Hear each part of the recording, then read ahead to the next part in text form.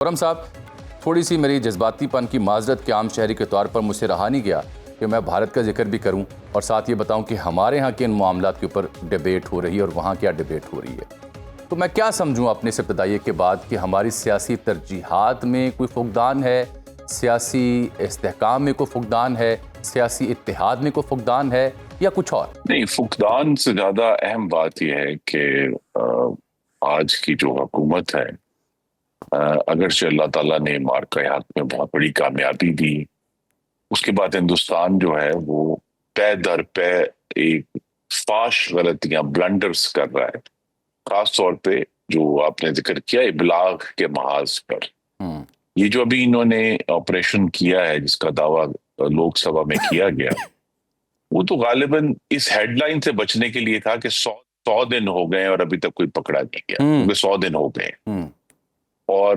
لہذا انہوں نے جو ہے وہ اس سے پہلے کہ لوک سبھا میں کوئی اور اس پہ سوال اٹھاتا، انہوں نے ایک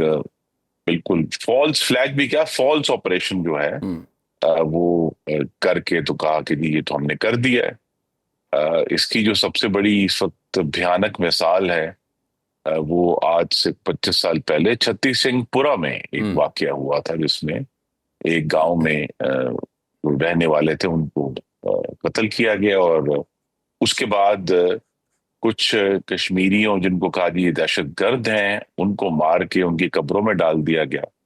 بعد میں یہ پتہ لگا کہ خود ہندوستانی فوج نے کیا تھا، اور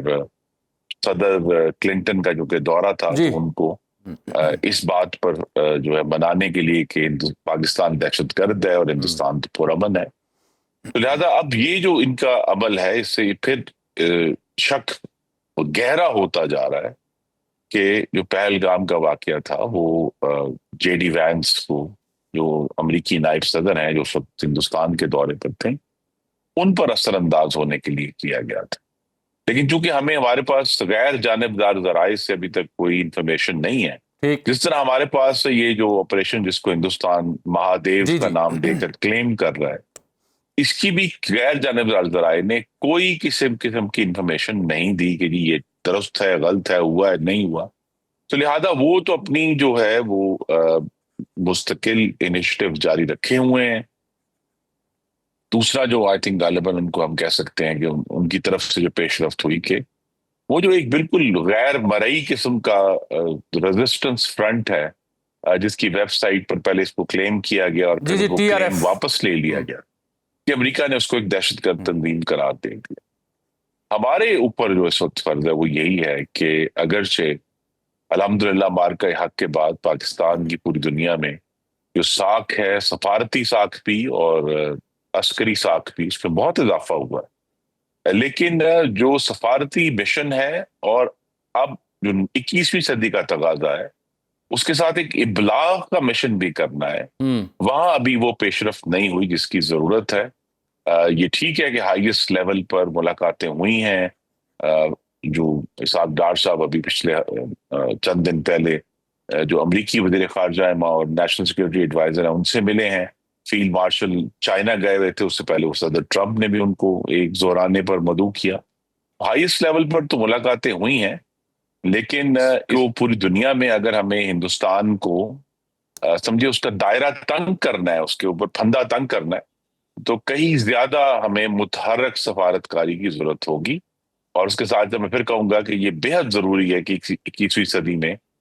ابلاغ کی کیمپین دو حوالوں سے، ایک تو ہندوستان کو جو دہشت گردی پاکستان میں کروا رہا ہے اس کی ہمیں پوری دنیا کے سامنے اس کو اس معاملے پر بے نقاب کرنا ہے۔ وہ پاکستان میں جو قتل خود وہ دعویٰ کرتے ہیں قتل کرواتے ہیں، یہ وہ موضوع ہے جس کے اوپر خرم صاحب نہیں کر پائے، یہ وہ موضوع ہے جس پہ اسی پروگرام کے ہاں آپ سے میرا اکثر مکالمہ رہا اور تفصیل میں رہا، اور بہرحال یہ ایک انتہائی ریلیونٹ موضوع ہے۔ بار بار وقت اور حالات اور بدلتے جو صورتحال ہے وہ ہمیں اس بات کی جانب توجہ مبذول کرواتی ہے،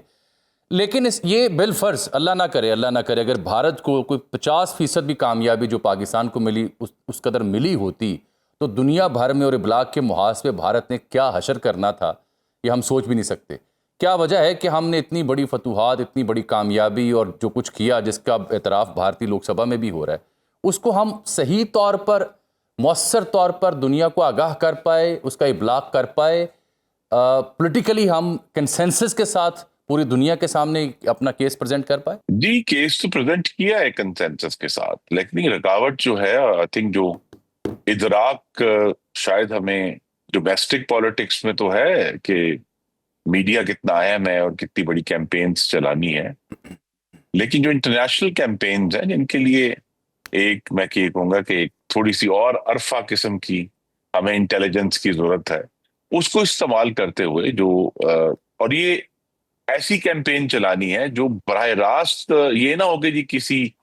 خاص ایونٹ کے لیے کی جا رہی ہے یا کسی، یہ تو ایک آن گوئنگ کیمپین ہے ہندوستان کو ایکسپوز کرنے کی، اور نہ صرف یہ کہ ایک دہشت گرد ملک ہے بلکہ ایک انگریزی کا لفظ ہے ریکلیس ریویژنسٹ پاور ہے، جس کے جو بین الاقوامی قوانین کی پرواہ بھی نہیں کرتا، جس نے ایک پوری تہذیب ہے دریائے سندھ کی، اور وہ بار بار دھمکیاں دیتے ہیں کہ جی ہم پانی بند کر دیں گے۔ یہ جو تہذیب کش ملک ہے اس کو ایکسپوز کرنا چاہیے کہ ہندوستان جو ایک زمانے میں کہتے تھے جی بہت ہی پلورلسٹ ہے اور وسیع اس کی کلچر ہے اور اس کے کلچر کے مختلف جہتیں ہیں، وہ اب جو پلورلسٹ کلچرل ملک ہے وہ ایک پوری تہذیب کو پانی سے محروم کرنے کی باتیں کر رہا ہے۔ تو یہ خرم صاحب ہمیں انڈیا کے اوپر تو ہمیں کی ضرورت ہے، اور یہ ہماری جو ہمیں بالکل ضرورت ہے۔ ویسے ایک بات کہوں گا کہ ایک جو ہمارا وفد کا دورہ ہوا تھا بلاول بھٹو زرداری صاحب کی قیادت میں، اس میں بہت اچھا اللہ تعالیٰ نے بہت ہمیں کامیابی دی، لیکن ایک وفد یا ایک دورہ کافی نہیں ہے، اس کو مستقل طریقے سے ہم نے تو یہی جانا تھا، یہی سمجھا تھا اور یہی بتایا گیا تھا کہ یہ سلسلہ جاری رہے گا، تو وہ سلسلہ کہاں رہ گیا سر؟ اس میں تو دیگر پارلیمانی جماعتوں کی بھی نمائندگی ہونی تھی۔ دیکھیں جماعتوں کی نمائندگی ہو تو بہت اچھا ہے، لیکن جو ابھی ہمارے وفد نے دورہ کیا اس میں یہ بات واضح ہوئی، اس کو ہمارے جہاں جہاں بھی ہمارے میزبان تھے انہوں نے اس کا اعتراف بھی کیا کہ اس قسم کی جو ماہرین ہم کہہ سکتے ہیں یا تجربہ کار لوگوں کا وفد جو ہے وہ آج تک پاکستان کی طرف سے نہیں بھیجا گیا، اور ہندوستان میں جہاں انہوں نے اس کنسنسس کی کوشش کی تھی اور مختلف جماعتوں کے لوگ اکٹھے کر کے بھیجے تھے، ان کو وہ کامیابی حاصل نہیں ہوئی۔ تو میری تو اس پہ بڑی واضح میں نے وزیر اعظم کو تجویز بھی دی تھی کہ آپ جن بھی تجربہ کار لوگوں کو چننا چاہیں، لیکن فار دا ٹائم بینگ تو ہمیں بڑی سیریس اور متحرک ڈپلومیسی کرنی ہے۔ جو کنسنسس کی کوشش ہے اس میں کچھ وقت کے بعد ابھی جس طرح یو این جنرل اسمبلی ہونی ہے اس میں ایک وفد سیاسی طور پر بھیجا جا سکتا ہے جس میں تمام جماعتوں کی نمائندگی ہو، لیکن جو اصل ڈپلومیسی ہے وہ تو آئی تھنک ماہرین اور تجربہ کار لوگ ہی بہتر طریقے سے کر سکتے۔ اب خرم صاحب اس سے پہلے کہ میں ملکی سیاست پہ بھی آپ سے بات کروں، آپ کی رائے لوں، ڈار صاحب نے جو عافیہ صدیقی صاحبہ کا پیرلل ڈرا کیا اس کی وضاحت بھی وہ کر رہے ہیں، اس کے اوپر خاصی تنقید ہو رہی ہے، آپ اتفاق کرتے ہیں ان کی اس دلیل سے یا واقعتاً یہ ایک برمحل دلیل نہیں تھی، یہ موازنہ نہیں بنتا تھا؟ جی بہتر تو یہی ہے کہ اس کی توجیہ وہ خود دیں، لیکن انہوں نے غالباً یہی، میں جو سمجھ پایا ہوں، میں اپنی رائے دے سکتا ہوں، انہوں نے یہی کہا کہ ہر ملک کا جو اپنا نظام ہے اس نظام کے مطابق وہ سزائیں دی گئی۔ حالانکہ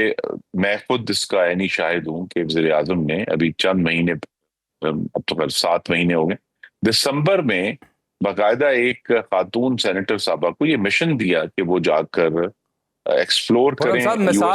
مثال پھر کوئی اور بھی دی جا سکتی تھی نا، امریکہ میں کئی اور ایسے قیدی ہیں، ان کی مثال دی جا سکتی تھی۔ جی بالکل دی جا سکتی تھی۔